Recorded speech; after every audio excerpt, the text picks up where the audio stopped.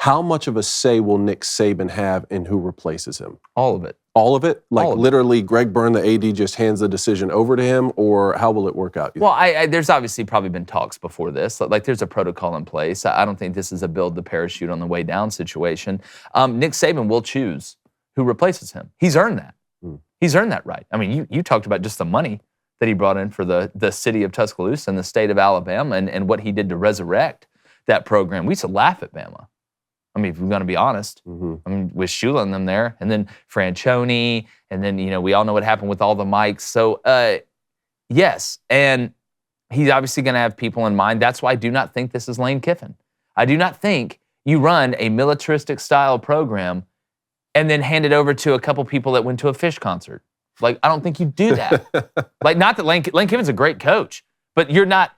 And if you know what, Nick likes Lane, but he doesn't love Lane. This isn't like some, meet the parent situation with Robert De Niro and Ben Stiller. Like that's not what it is. Don't get it confused. And Lane's got a great situation right now at Ole Miss. I don't think he's going to Alabama. I don't think Nick Saban wants to lead the program in that system per se. Dan Lanning, who knows? $20 million buyout, got it rolling at Oregon. You're going to the Big Ten. But I will go back and say this. Who wants to replace this guy? Like, you can't win. You will not be an upgrade. It's not Dabo. You will not have the amount of success that Nick Saban had, right? You're a stopgap. Here's what's going to determine whether Alabama can stay unbelievably relevant at the top. Here's what's going to determine it. The first time they go 8-4 or 9-3, how does the fan base react? That's what's going to determine it.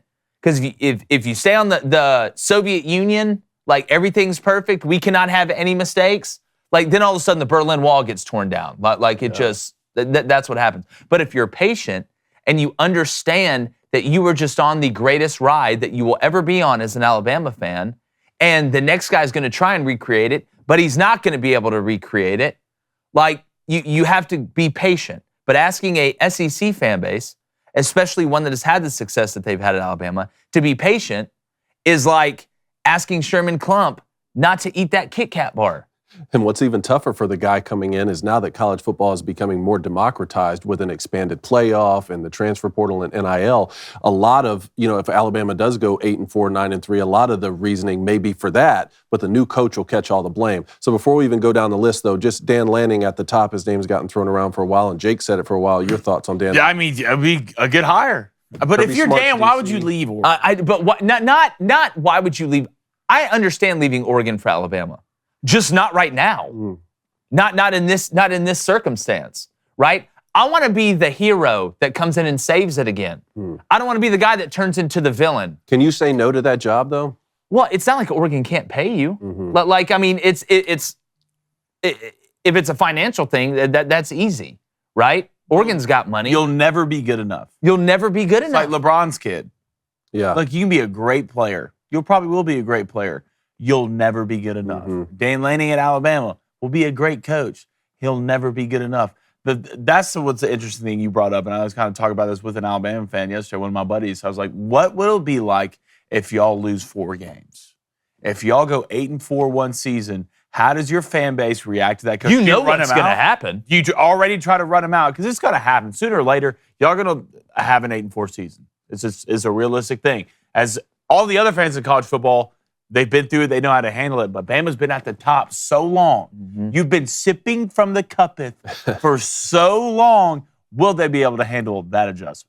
All right, I'm not going to go directly in order of this because I do want to skip down to Dabo Swinney. Like you said, obviously he played at Alabama. He won a championship there. You've talked for a long time about Dabo Swinney won't be the next head coach at Alabama. And I've sort of gauged the pulse of the fan base for a long time. And like you said, my wife's family, I've asked them. A lot of people don't want Dabo Swinney to be the next coach at Alabama. The interesting thing to me here is if Nick Saban truly, if one of the reasoning is because of the changing landscape of college football that Nick Saban stepping away, Dabo Swinney hasn't really embraced the new college football with the transfer portal either. That, to me, is the bigger reason why he wouldn't transition over to Alabama. I don't think it would work the way that he wants to do it, the way he's doing it at Clemson, and the way he's done it in the past at Alabama. Like, you can't not go embrace NIL. You can't not embrace the transfer portal and think you're going to compete in the Southeastern Conference that just added Texas and Oklahoma. I'll say this again. Dabo Swinney, why? Why? You're the hero at Clemson. You're the GOAT at Clemson. So you're going to spurn the place that you built up, that you will go down as the most legendary coach of. You're the Nick Saban of Clemson. So you're going to spurn them. You're going to spit in their face and then go to Alabama to replace the GOAT at Alabama in this landscape of college football? I don't see it. I'm going to throw a name out there, and Alabama fans, you can moan and get upset. I'm just going to, and I've been told this for a couple years from somebody that was on staff at Alabama. Let me guess. Do not be shocked if Bill O'Brien's name I was going to say it. starts to pop up, and you'll get upset, and that's fine. I could care less. It's not, if I wanted to make everybody happy, I'd sell ice cream for a living. I'm here to tell you what I'm being told and what I think. And in these coaching searches, I grew up in a house with a coach in the SEC that played in the NFL. It's typically not the first guy you hear that gets it, right? Name a time where it's the first guy that you heard got the job. Yeah. So who's the first one you're hearing right now? Dan Lanning, Dan Lanning, Dan Lanning. And who the hell knows at the end of the day? I'm not Dan. I'm not in his circle, right? It's his choice. He's a grown man.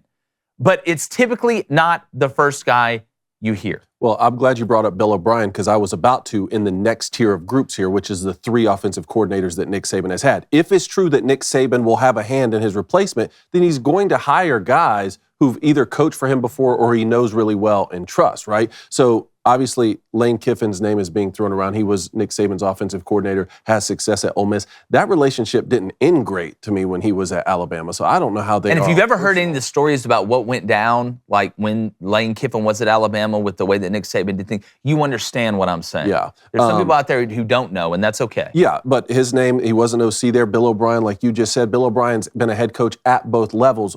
However long Greg Burns' list is of names, Bill O'Brien's name's on it. It's on it. And then the other offensive coordinator who, Nick Saban is responsible for revitalizing his career is Steve Sarkisian. Seems like he's in a great place in Austin right now, got Texas to the college football playoff. Would Sark entertain this if Alabama calls? No, I don't. I think Texas is one of the few places that, to me, they have more cachet, if we're going to be honest. I mean, overall, if you look in the long span of things, what do you have to gain if you're Steve Sarkisian from leaving Texas to go to Alabama when you're both in the SEC and you just made the college football playoff there? There's a ton of hope. You're recruiting well. I don't see that happening. Here's the interesting part. Typically we see in family businesses, like, the grandfather may have started it, his son took over, and then you're grooming, right, your son or your child to take over the business. Well, to me, that was Kirby Smart. And turns out, though, like, you were never really Kirby's father. Like, you were his stepfather that got him when he was young and built him up. But he went home to Georgia, where Daddy and Mama really live. Yeah. Jeremy Pruitt, that obviously didn't work out. So the proteges, and his coaching tree is a forest. It is an absolute forest. And it's going to be somebody that's attached to it. But I think his top proteges, right, I don't think they're in the running. Okay. Like, I know Dan Lanning was a GA there, but Dan Lanning did not do what Kirby Smart did. Sure. Like that's not, you look at names like Tosh Lupoy, like there's some other ones that are out there that are very, very interesting to me that were coordinators. But when it comes to the son who was supposed to take over the burger joint, oh no, he's over there. Wow, he just started CC. It's like Pizza. Succession. Yeah. Your thoughts on there's always one guy out there that we don't talk about enough. It's about lifting weights and accountability. I knew this was coming. About lifting weights and accountability. It's time for him to come home. It's time for him to come home. Let's get Brian Harsin on the phone. Wow. All right. All right, I want to get to the Booster Club here real quick. All right, let's go to George Rudder with the question. What's up, George? Hashtag Ask Crane & Co. How many coaches are going to get a huge contract or contract extension because their ADs think that they will leave for Alabama? Oh, look. The Jimmy Sexton. Yeah, Jimmy Sexton licking his lips, rubbing his hands together. Birdman action. Here's the interesting part to me. Nick Saban had the golden clause in his contract. I have to be paid the most.